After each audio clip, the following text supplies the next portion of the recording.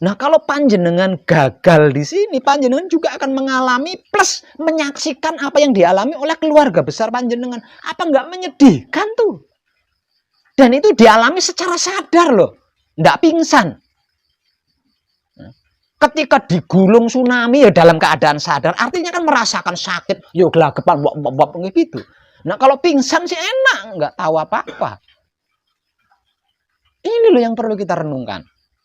Percayalah, walaupun nggak ada dalilnya, walaupun nggak ada.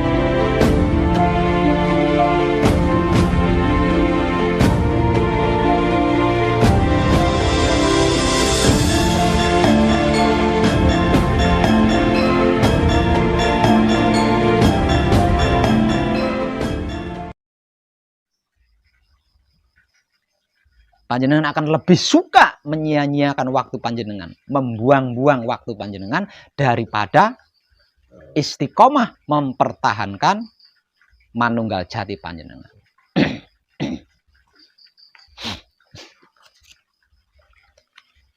Ya ini baru saya ketahui akhir-akhir ini.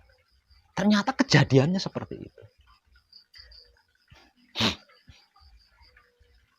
Jadi selain senang itu nggak ada. Selain senang. Capeknya seperti apapun, yang ada hanya senang. Yang ada senang. Nah, susah senang ini kan karma. Susah senang itu kan karma. Itu kan sebab akibat. Nah, kalau kita mencari kesenangan, berarti kita mencari karma tuh.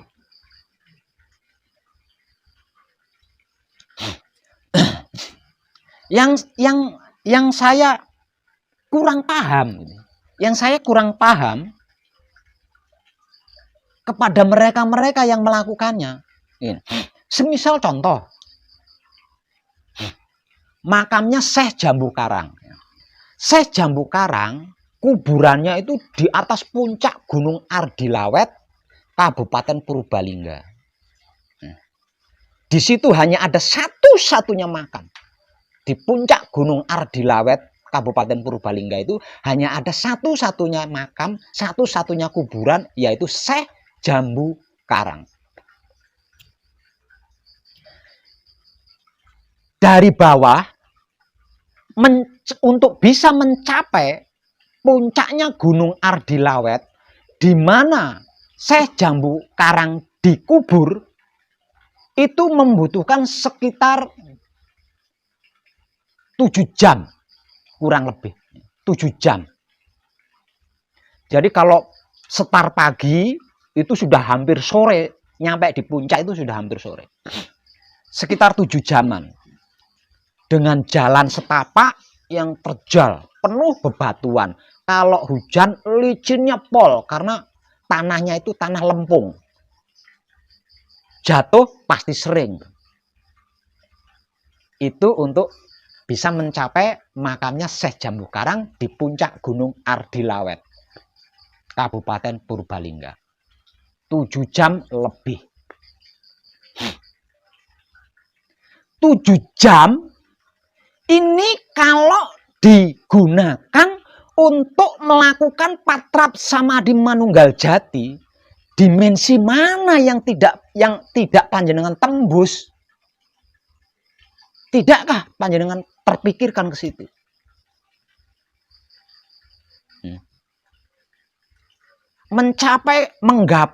Mendaki Gunung Ardilawet ini contoh ya.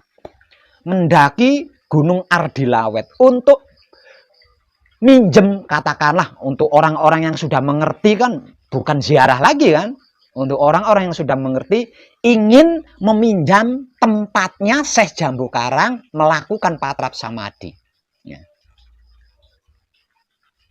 Meminjam tempat tinggal terakhirnya Syekh Jambu Karang di atas puncak Gunung Ardilawet Purbalingga untuk melakukan patrap samadhi. Mencapainya memakan waktu 7 jam lebih. Kalau pelan-pelan bisa 8 sampai 9 jam. Itu dibuat cepat itu, 7 jam itu dibuat cepat. Baru sampai di makamnya, kuburannya Syekh Jambu Karang. Setelah sampai di kuburan Syekh Jambu Karang, karena tujuannya minjem tempat untuk melakukan patrap, setelah sampai di makamnya Syekh Jambu Karang, melakukan patrap hanya 15 menit. Imbang nggak tuh? Ya, imbang nggak? Ini susah payah loh ya, susah payah. Hanya 15 menit. Itu paling lama. Lebih dari 15 menit potong dah leher saya. Lalu saya pernah ngalamin sendiri. Bagaimana bisa patrap lama, lalu capek. Ya. Coba jenengan renungkan. 7 jam, 8 jam melakukan patrap samadhi manunggal jati, mampu diam selama 7 jam. Ini dimensi mana yang tidak bisa ditembus? Sampai dimensinya Tuhan itu loh kita bisa sampai. Kalau diamnya bisa 7 jam. 7 jam, waktu emas 7 jam ini hanya kita buang hanya untuk mencari senang, mendaki gunung, mendatangi makam-makam. Kalau orang awam belum mengerti, ya, orang awam belum mengerti. Ini seorang putra kekudangannya Romo yang seluruhnya sudah saya berikan. Belum ada yang tidak, sudah nggak ada yang belum saya berikan itu. Semuanya sudah saya berikan. Melakukan ini, gimana? Melebihi orang awam kan? Melakukan melebihi orang awam kan? Nah ini panjenengan harus hati-hati di sini. Percayalah, apapun yang panjenengan lakukan, apapun yang kita lakukan, selain patrap samadhi manunggal jati adalah transaksi bisnis dengan Tuhan, ikut campur urusan Tuhan, bahkan mengambil alih atau merebut kekuasaan Tuhan. Selain manunggal jati loh ya. Jadi kalau panjenengan sampai melakukannya buang waktu, percayalah hanya buang waktu dengan sia-sia.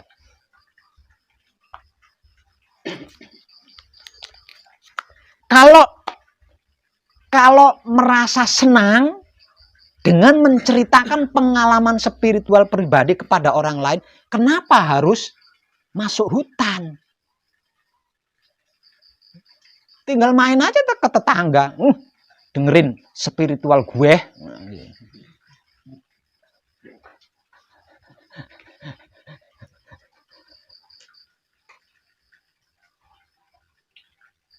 Jangan main-main dengan.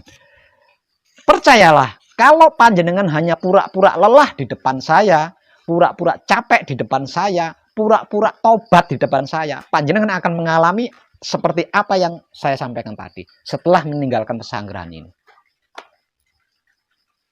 Nah, tinggal panjenengan kuat apa tidak. Kalau panjenengan kuat dengan motivasi yang saya sampaikan ini, tentunya panjenengan akan menolak.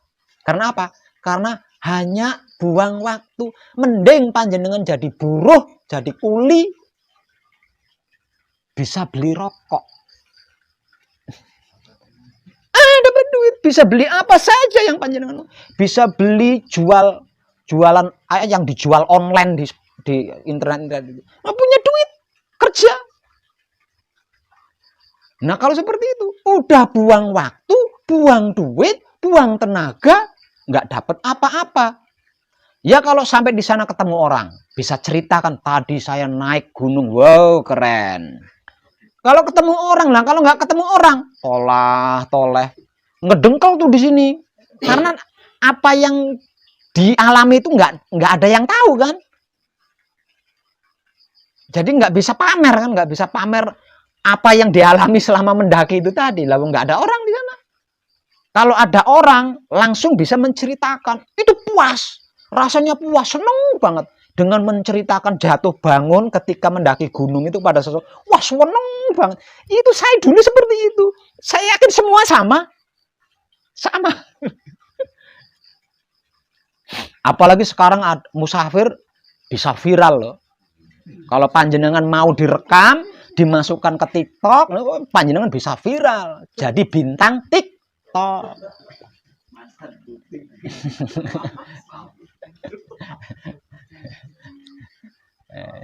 Kalau cuma mau mencari viral, gampang.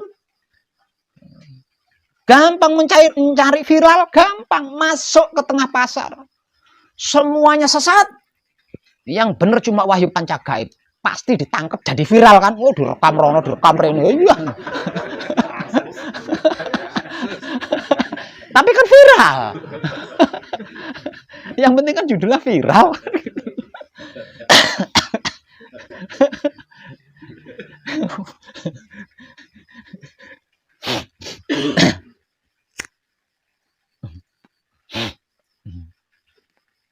Ingat, pencapaian suci itu memang mudah. Pencapaian suci itu memang gampang. Selagi saya masih ada di sini. Kalau saya sudah nggak ada di sini, saya nggak bisa cerita gampang atau mudah tuh tentang mencapai suci. Namun untuk mempertahankan suci yang sudah berhasil dicapai ini tadi, lah ini yang tidak mudah. Kalau panjenengan pura-pura lelah, panjenengan pura-pura capek alias belum bertobat. Nah, kalau sudah seperti itu, ingat, ini hanya dapat dilakukan sekali dalam seumur hidup. Kalau ini bisa dilakukan berulang-ulang kali, ya mungkin Nabi Muhammad itu Isra Mi'rajnya berulang-ulang kali tuh.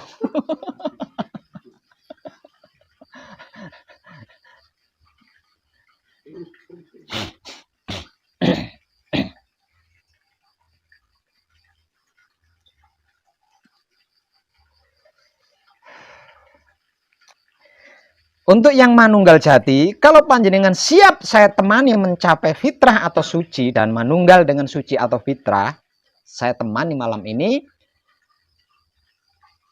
Dan kalau panjenengan, sekali lagi, kalau panjenengan hanya pura-pura lelah, pura-pura capek, jangan lupa dengan apa yang saya katakan ini. Pasti panjenengan akan mengalami seperti yang saya sampaikan tadi. Ya tinggal panjenengannya.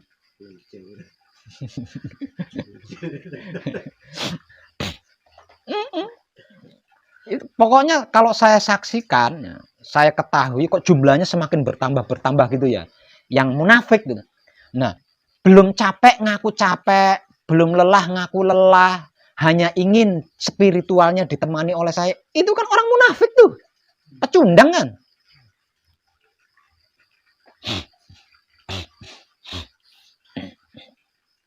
Nah, kalau jumlahnya semakin bertambah, maka saya akan membuat kejutan. Di tahun 2025 nanti saya akan membuat kejutan. Dengan keadaan manunggal jati saya akan membuat kendaraan tanpa mesin, tapi bisa terbang. Menghadapi mereka-mereka yang menyatakan getun, menyesali diri. Dan semua pernyataan penyesalannya itu tak ece, tak kipas-kipas ini.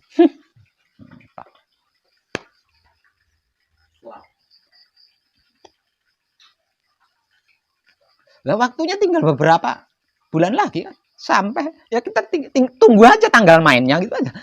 Kalau enggak percaya tunggu aja tanggal mainnya. Kemarin seperti yang sampai ngomongkan itu kan terbukti semua di Malang.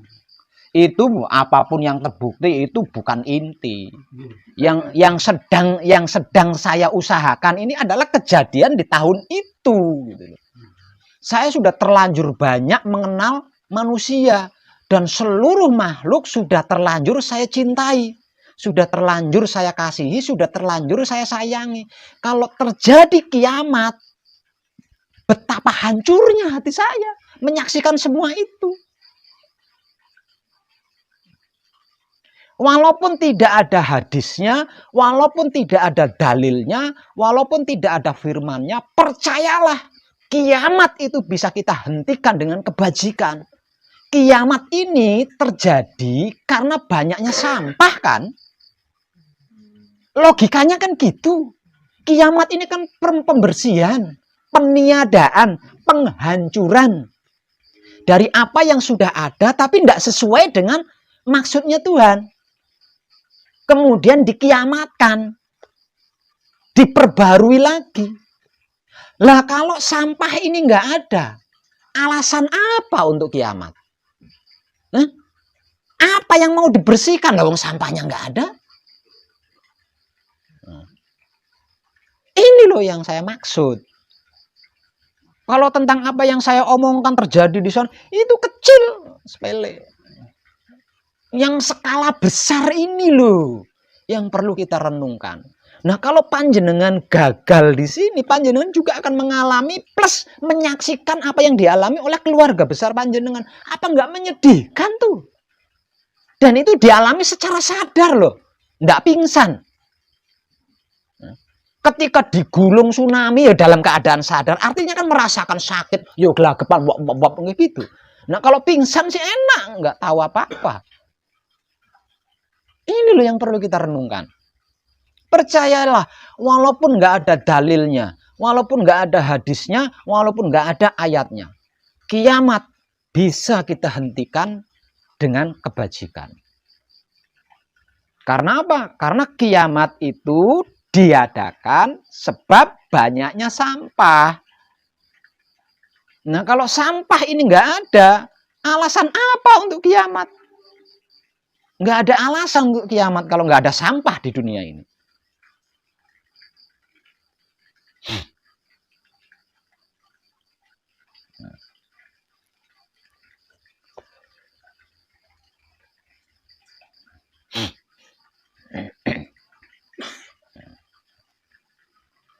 Yang paling rawan sekali lagi adalah sukma-sukma di alam kasukman sana.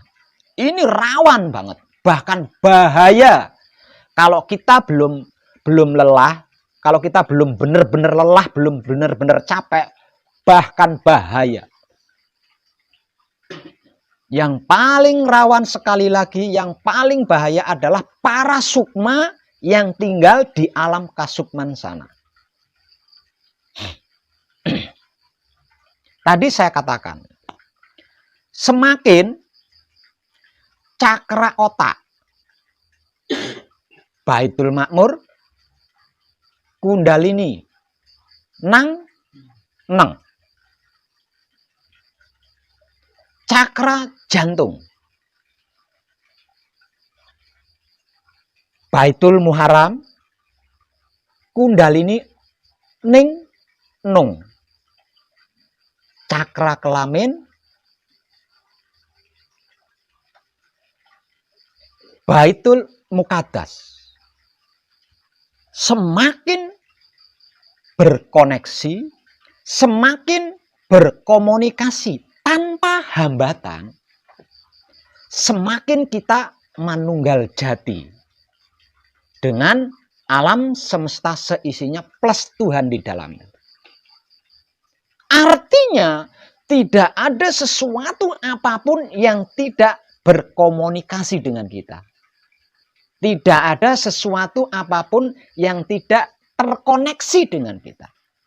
Artinya sukma-sukma ini juga sama kan? Kalau kita belum benar-benar capek, kalau kita belum benar-benar lelah, ada sukma datang. Hey bro, aku seh loh. Dulu aku viral kalau diundang sekian juta. Di sana ada sesuatu, ada satu tempat yang luar biasa dan itu cocok untukmu. Ayo aku antar. Sudah pasti kita akan mengikuti. Untuk mengikuti, kita harus merogoh kantong. Ini kantong kosong, bagaimana ngerogohnya? Harus ngerogoh kantong. Meninggalkan kepentingan, pekerjaan, keluarga. Hanya untuk mengikuti sukma. Sukma yang nggak ada apa-apanya statusnya dibanding diri kita. Sekali, 2 kali, 3 kali, lama-lama diperbudak oleh sukma. Nah, kalau sudah menjadi budaknya sukma, ya siap-siap kita akan menjadi sahabat para sukma itu di alam kasukma sana. Ini sudah, intinya sudah nggak ada lah yang belum saya sampaikan, yang belum saya informasikan tanpa tedeng aling-aling itu sudah nggak ada.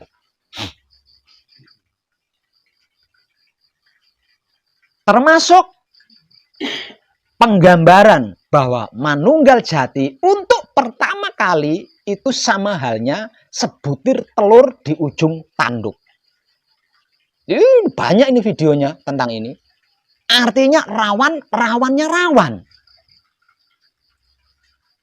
Lah agar supaya telur di ujung tanduk ini bisa menjadi lapangan, ndak runcing lagi, sehingga telur ini tadi ndak rawan gelimpang, dibutuhkan istiqomah manunggal jatinya, dibutuhkan tumaninah manunggal jatinya, dibutuhkan kontinu manunggal jatinya.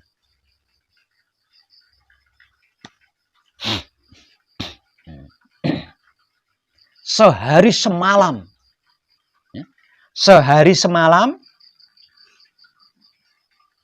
secara kontinu, sehari semalam ini kontinu loh ya.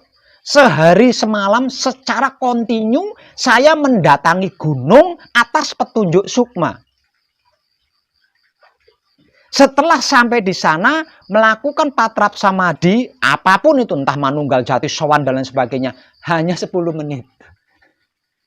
Melakukan patrap di rumah juga 10 menit. Melakukan patrap di tempat-tempat keramat 15 menit. Paling lama 15 menit. Itu udah paling lama. Melakukan patrap samadhi apapun paling lama 15 menit. Maka ketika mengikuti bisikan sukma itu, datang ke tempat itu sehari semalam tuh full. Belum lagi nanti mendaki gunung kalau tempatnya gunung. Belum lagi nanti kalau hujan, karena ini musim hujan kan. Sungguh sia-sia kita membuang waktu itu.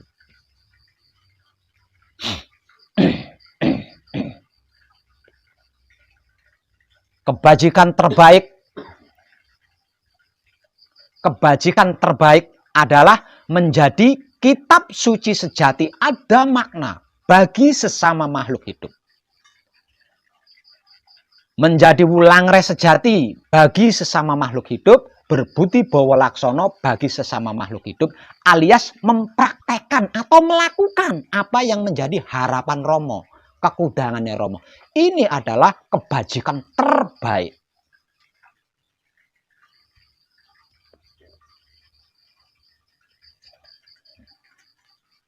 Lah daripada membuang waktu sia-sia, sudah berkorban nggak dapat apa-apa, lah mending diam di rumah, menjadi kitab suci sejati bagi keluarganya sendiri, menjadi wulangre sejati bagi keluarganya sendiri, menjadi berbudi bawa laksono bagi keluarganya sendiri. Kalau belum bisa sesama makhluk hidup, ukuran keluarga sendiri. Itu lebih luar biasa daripada membuang waktu dengan sia-sia.